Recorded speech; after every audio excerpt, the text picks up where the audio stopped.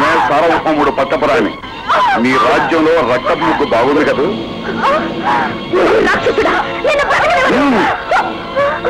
అబ్బో, మీ రాజ్యంలో చీరలకి జాకెట్లు కూడా పౌరుషం ఉందే. నీకొక శుభవార్త. మీ నాన్న కనిపెట్టిన బ్రహ్మాండమైన విషయాన్ని ఈ రోజు సిటీ వాటర్లో కలబోతున్నా. అవి తాగిన ప్రజలందరికీ భయంకరమైన వ్యాధి సాగుతుంది. దానికి విరుగుడు మందు అమ్మి కోట్లు కోట్లు సంపాదిస్తాను. మా ప్రయత్నానికి అడ్డు రాకుండా డాక్టర్గా కాకుండా నీ అన్నగా నీ ప్రాణాలు కాపాడుకుంటాడు, లేక ప్రజాసేవకుడుగా నిన్ను చంపుకొని మా చేతిలో చస్తాడో చూస్తాను. అదవే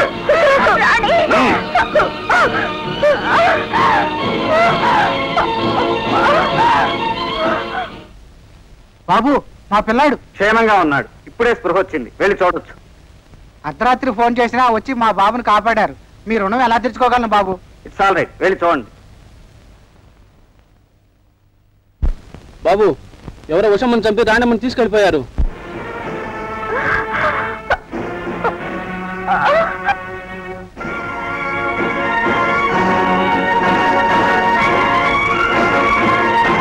ఉషా, అమ్మా ఉషా,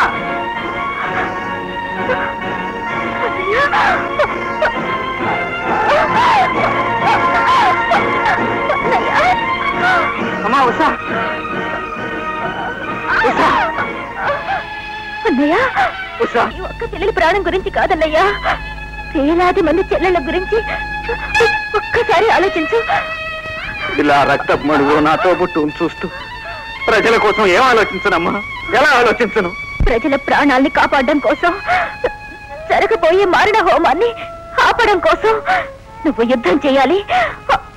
నీలో నేను కోరుకుంటున్నది డాక్టర్ని కాదన్నయ్యా, నీతిని కాపాడే మనిషిని.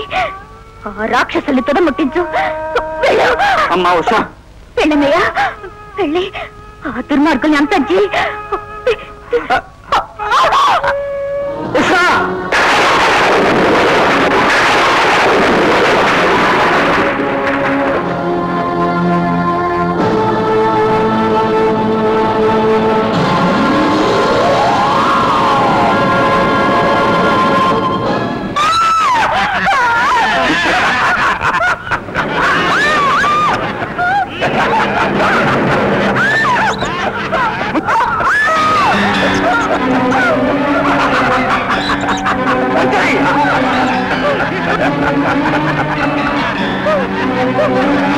ఇలా ఎన్ని ఆత్మనాదాలు చేసినా నిన్ను ఆదుకోవడానికి ఆ భగవంతుడు కూడా రావడానికి సాహసించడే. నువ్వు ఇలా ఆత్మనాదాలు చేస్తూ చేస్తూ చావాలి. అది చూసి నా కసి తీరాలి. అదిగో ఒక్కసారి చూడు.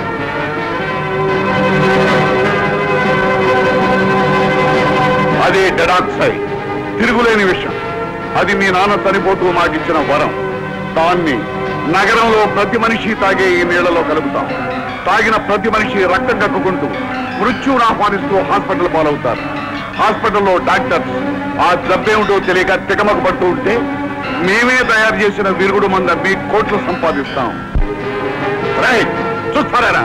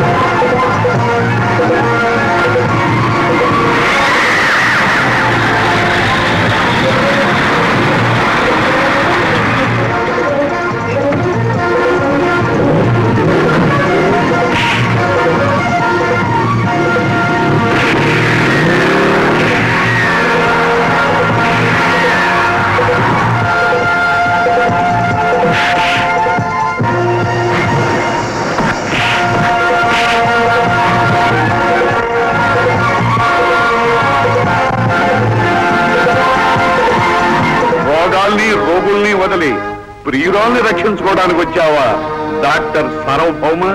ఎస్, మీ అవినీతి సామ్రాజ్యం పైకి దండెత్తి వచ్చిన సార్వభౌముణ్ణి, మీ చావు కేకలు ఈ లోకానికి వినిపించడానికి వచ్చిన సార్వభౌముణ్ణి. సార్వభౌముడు ఏ దేశానికి? మేము సృష్టించే శవాల దేశానిక? కాదురా, అమాయక ప్రజల ప్రాణాలను బలికొనే మీలాంటి నరహంతకుల శిరఛేదం చేసేవాడే సార్వభౌముడు. ఆహా, మాతో పోరాటానికి వచ్చిన వాడివి వెంట సైనికులు, గుర్రాలు, ఏనుగులు లేకుండా వచ్చావే. మీలాంటి దుర్మార్గులను అర్థం చేసే నా ఆవేశానికి కొన్ని వేల ఏనుగుల బలం ఉంది. వేలరాలిన నా చెల్లెలు పసుపు కుంకాలు చూసి బిగిసిన నా పిడికిలకి కొన్ని లక్షల కత్తుల పొదలుంది. నా చెల్లెలి ఆఖరి శ్వాస విన్న నా మనసుకు కొన్ని కోట్ల సైనికుల శక్తి ఉంది. చూస్తావా నా శక్తి ఏమిటో?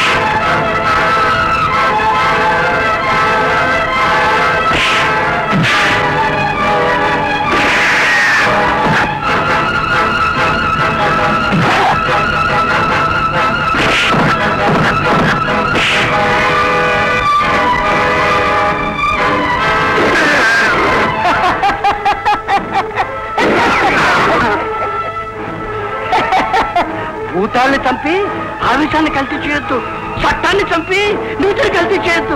ఇలాంటి కల్తీ భూతాన్ని చంపాలంటే అలాంటి కల్తీ మనిషి కావాలి.